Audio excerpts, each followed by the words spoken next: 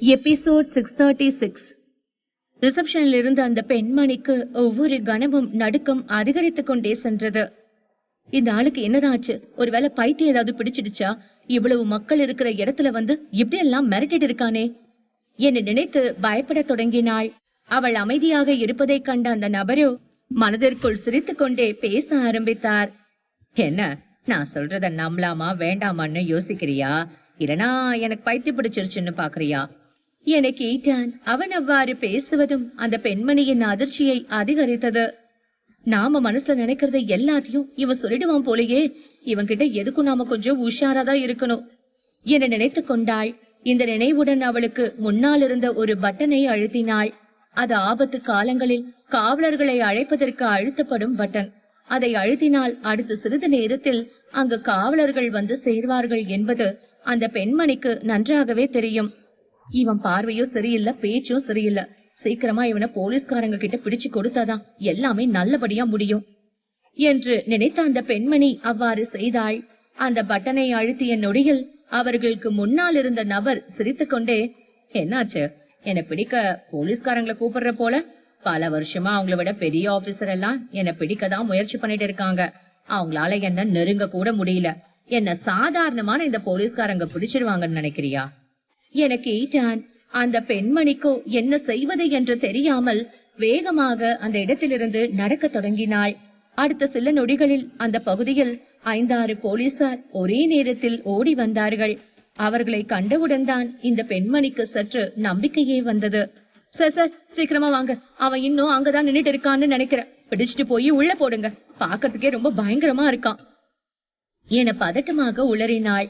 அந்த போலீசாரும், மேடம், இதுக்கு மேல நீங்க பயப்படணும்னு எந்த அவசியம் இல்ல, அவனை நாங்க கவனிச்சுக்கிறோம் என சொல்லிவிட்டு ரிசப்ஷனை நெருங்கி வந்தார்கள். ஆனால் அந்த இடத்தில் ஒருவர் கூட இல்லாததை கண்டு போலீசாருக்கு அதிர்ச்சி அதிகரிக்க தொடங்கியது. சில கணங்கள் குழம்பிய ரிசப்ஷனில் வேலை செய்யும் பெண்மணியும், ஒருவேளை உள்ளதான் ஓடிட்டான் போல, சீக்கிரமா போய் தேடுங்க, வேணும்னா சிசிடிவியை கூட ஒரு தடவை பார்த்துட்டு என்ன பண்ணலாம்னு முடிவு பண்ணுங்க என பதறினாள். அதற்கு போலீசாரும், சரிங்க மேடம், நாங்க பாத்துக்கிறோம், நீங்க எதுக்கும் பத்திரமா இருங்க என தைரியம் சொல்லிவிட்டு தங்களது வேலையை கவனிக்க ஆரம்பித்தார்கள். அந்த சூழ்நிலையிலும் ரிசப்ஷனில் இருந்த பெண்மணிக்கு தைரியம் சிறிதளவு கூட வரவில்லை. அந்த ராட்சசன் நிச்சயமா யாரையாவது கொலை பண்ணதான் போறான், இங்க ஏதோ ஒரு பெரிய பிரச்சனை நடக்கதான் போகுது என நினைத்து பயந்தபடியே இருந்தாள். மறுகணமோ வேறொரு எண்ணமும் தோன்றியது. இந்த ஹாஸ்பிட்டல் மொத்தமும் அவினாசிலிங்க குடும்பத்தோட பாதுகாப்புலதான் இருக்கு, அவங்கள மீறி வேற யாரும் எதுவும் பண்ணிட முடியாது என நினைக்க தொடங்கினாள். அந்த எண்ணத்தால் சற்று ஆறுதல் உண்டானாலும் அவள் மனதிலிருந்த பயம் குறையவே இல்லை. இதே நேரத்தில் ராமச்சந்திரன் தனிஷ்காவின் அறைக்கு அருகே நின்றார். அங்கு இருந்து வெளியே வந்த ஒரு நர்ஸை பார்த்து சற்று எரிச்சலாக ஒரு கேள்வியை கேட்டார்.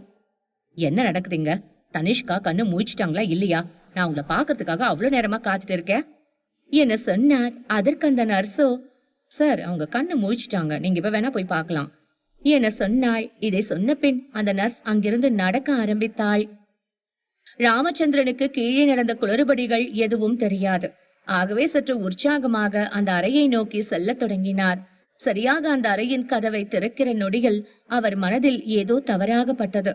வித்தியாசமான எண்ணங்களும் குழப்பங்களும் வர தொடங்கின. உடனடியாக கதவை திறக்காமல் சுற்றிலும் ஒரு முறை கண்களை ஓட்டினார். அந்த பகுதி மொத்தமும் காலியாகத்தான் இருந்தது. எந்த டாக்டரோ அல்லது நர்ஸோ காணப்படவில்லை. இருந்தாலும் அவர் மனம் தெளிவடையாத காரணத்தினால் இன்னும் சில கணங்கள் அந்த பகுதியை உற்று பார்த்தபடி நிற்க தொடங்கினார். அந்த சமயத்தில் சற்று விலகி நின்ற ஒரு கம்பவுண்டர் மேல் இவரின் கவனம் சென்றது. உடனே சற்று தலையை அசைத்தபடி அந்த கம்பவுண்டரை நோக்கி நடக்க தொடங்கினார். அவனும் வேகமாக இவரை நோக்கி நெருங்கி வந்தான். அருகே வந்தவுடன், என்ன ராமச்சந்திரா, எப்படி இருக்க என கேட்டார். அந்த கம்பவுண்டரும் ராமச்சந்திரனின் முகத்தை சில கணங்கள் பார்த்தான்.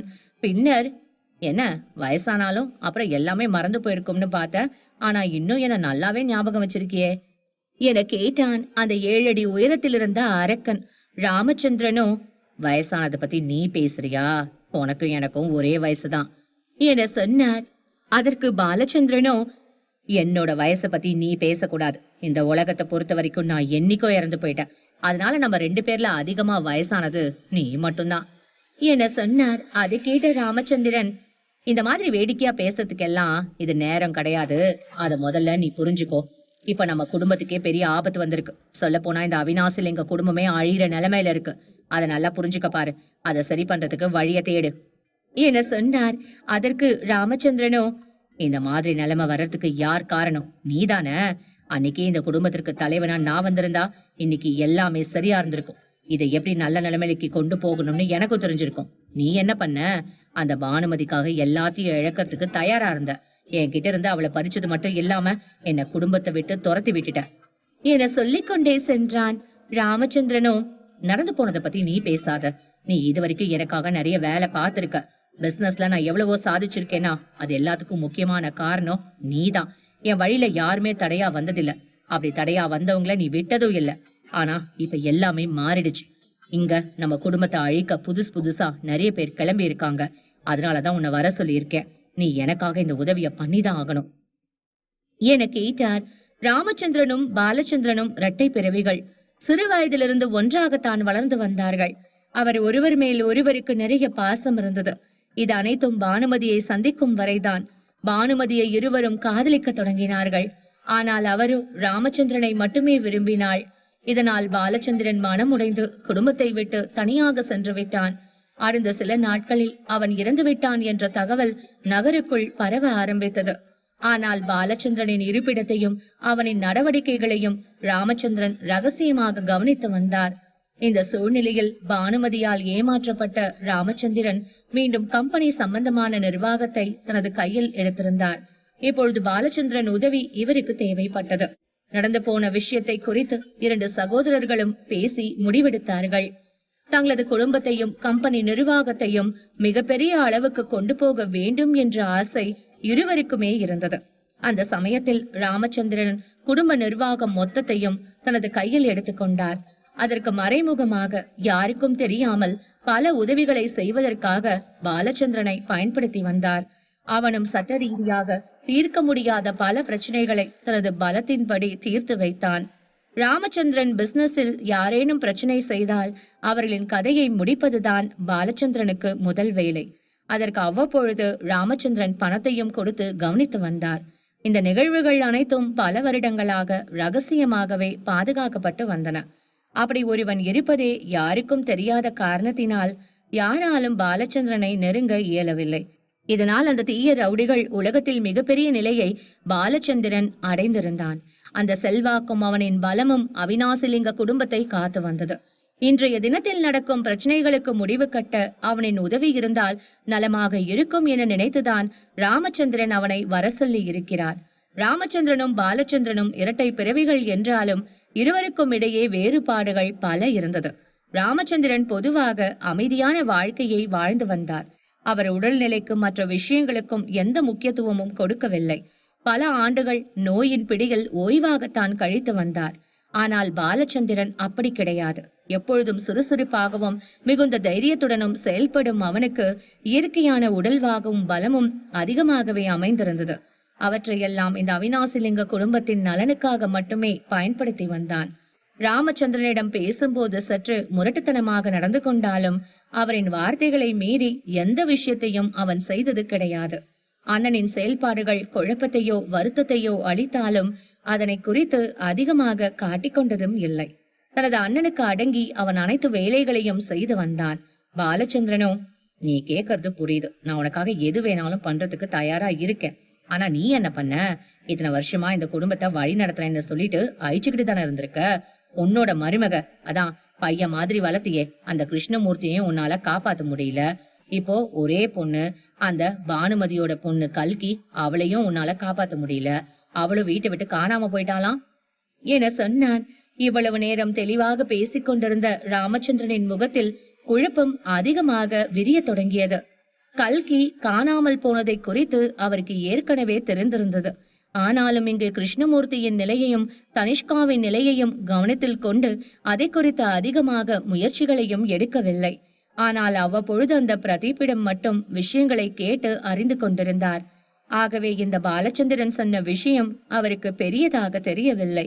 வருத்தமான குரலில், அந்த பிரச்சனைய நீதான் கவனிக்கணும். கல்கிய மறுபடியும் கொண்டு வரணும். அவளை யார் கடத்தி இருக்காங்க, என்ன ஆச்சுன்னு கண்டுபிடிக்கணும் என சொன்னார். அதற்கு பாலச்சந்திரன், அதுக்கு அவசியமே கிடையாது, கல்கி திரும்பி வந்துட்டாங்க, அது எனக்கு நல்லாவே தெரியும் என சொன்னான். அதை கேட்டவுடன் ராமச்சந்திரன் முகத்தில் சற்று உற்சாகம் பொங்கியது. என்ன சொல்ற? அப்ப என்னோட பொண்ணுக்கு எந்த பிரச்சனையும் இல்லையா? கல்கி பத்திரமா இருக்காளா என வரிசையாக கேட்க ஆரம்பித்தார். அதற்கு பாலச்சந்திரனோ, இப்ப கல்கி அந்த ஈஸ்வர குடும்ப வீட்டுலதான் இருக்கா, நான் அதை பார்த்துட்டு தான் வந்தேன் என சொன்னான். ராமச்சந்திரன் முகத்தில் பெரிய அமைதி பரவியது. இருந்தாலும் மேலும் சில வார்த்தைகளை சொன்னார். இங்க நடக்கிறத பாக்குறப்போ கிருஷ்ணமூர்த்தியோட சாவு சாதாரண ஆக்சிடென்ட் கிடையாது, அதுக்கு பின்னாடி ஒரு பெரிய சதி இருக்குன்னு எல்லாரும் பேசிக்கிறாங்க. அது என்னன்னு நீ கண்டுபிடிக்கணும். அதே மாதிரி கல்கிய கடத்தினது யாருன்னு நீ தேடி பிடிக்கணும். இந்த வேலை எல்லாத்தையும் நீ உடனே பண்ணணும் என சொன்னார். அதற்கு பாலச்சந்திரன், நீ சொல்ற வேலை எல்லாத்தையும் பண்றதுக்கு நான் தயாரா தான் இருக்கேன். ஆனா அதுக்கு முன்னாடி உனக்கு தெரியாத சில விஷயங்களை சொல்றேன், நல்லா கேட்டுக்கோ. நாம நிச்சயமா கிருஷ்ணமூர்த்திக்காக பழி வாங்கணும். அவனோட சாவுக்கு பின்னாடி ஏதோ ஒரு பெரிய சதி இருக்கு, அத வெளியே கொண்டு வரணும். ஆனா கல்கிய பத்தி நாம எந்த வேலையும் செய்ய தேவையில்லை என சொன்னான். ராமச்சந்திரனோ, என்ன சொல்ற? கல்கி என்னோட பொண்ணு, அவளை பத்தி நான் வருத்தப்படக்கூடாதா என கேட்க அவனும் சற்று வித்தியாசமான பதிலை சொன்னான். கல்கிக்காக நாம வருத்தப்பட தேவையில்ல, அததான் நான் மறுபடியும் சொல்றேன். ஏன்னா கல்கிக்காக விஜய் இப்போ இருக்காரு, அவரை மீறி நம்மளால எதுவும் பண்ண முடியாது, ஏன் யாராலையும் எதுவும் பண்ண முடியாது என சொல்ல ராமச்சந்திரன் ஒரு குழப்பமாக விழித்தார். விஜய் ஒரு பெரிய பணக்காரன், அவனுக்கும் நிறைய அதிகாரம் இருக்கு. ஆனா நீங்க சொல்ற அளவுக்கு இருக்குமான்னு தெரியல. இப்ப பார்த்தா நம்மளோட கம்பெனி தான் அவன் கம்பெனியை விட அதிகமா வளர்ந்துருக்கு. பின்ன எதுக்காக அவனை இப்படி சொல்ற என கேட்டார். அதற்கு பாலச்சந்திரன், உனக்கு உன்னோட மருமகனை பத்தியே முழுசா தெரியாது போல. அவரோட சக்திக்கும் அதிகாரத்துக்கும் முன்னாடி யாரும் நிக்க முடியாது என சொன்னான். இதுவும் ராமச்சந்திரனுக்கு குழப்பத்தை ஏற்படுத்த, ஏய் நீ என்ன சொல்றதா இருந்தாலும் தெளிவா சொல்லு, இந்த மாதிரி குழப்பற மாதிரி பேசாத என்றார். பாலச்சந்திரனோ, நீ கூட நிறைய தடவை சொல்லுவியே அந்த ஷேடோ கிங்டம், அத பத்தி ஏதாவது ஞாபகம் இருக்கா என கேட்டான். ராமச்சந்திரனும், நல்ல ஞாபகம் இருக்கு. ஆனா இப்ப 2 வருஷமா அதை யாரும் பயன்படுத்துறது கிடையாதே. அதோட ராஜா அதை மொத்தமா மூடிட்டாருன்னு வருஷா வருஷம் அந்த அமைப்புக்கு கொடுக்க வேண்டிய பணத்தையும் கொடுக்க வேண்டாம்னு சொல்லிட்டாரே என சொன்னார். அதற்கு பாலச்சந்திரன், அந்த ராஜா வேற யாருமே கிடையாது, விஜய் தான். விஜய் ஈஸ்வரன் தான் அந்த ஷேடோ கிங்டமோட உண்மையான ராஜா. அவரை தான் நாம எல்லாரும் கிங்குன்னு சொல்லிக்கிட்டு இருக்கோம் என சொன்னான். அதை கேட்டவுடன் ராமச்சந்திரன் தலையில் இடியே விழுந்தது போல உணர்ந்தார். விஜய்க்கு இவ்ளோ அதிகாரம் இருக்கா? இப்படி எல்லாம் இருக்கும்னு நான் நினைச்சு கூட பாக்கலையே என பல நினைவுகள் அவர் மனதில் தோன்றின. இருந்தாலும் மற்றொரு சந்தேகமும் தோன்ற அதனை பற்றி பேச தொடங்கினார். நீ சொல்றது உண்மையா இருக்கும்னு எனக்கு தோணல. ஏன்னா அந்த அமைப்போட கிங்கு பல வருஷமா இருந்துட்டு வராரு. விஜய்க்கு 30 வயசு ஆகுது. ஆனா அந்த அமைப்பு தோன்றி 1000 வருஷத்துக்கு மேல போய்கிட்டே இருக்கு. இந்த சின்ன வயசுல அவனால எப்படி இதை பண்ண முடிஞ்சது என்று கேட்டார்.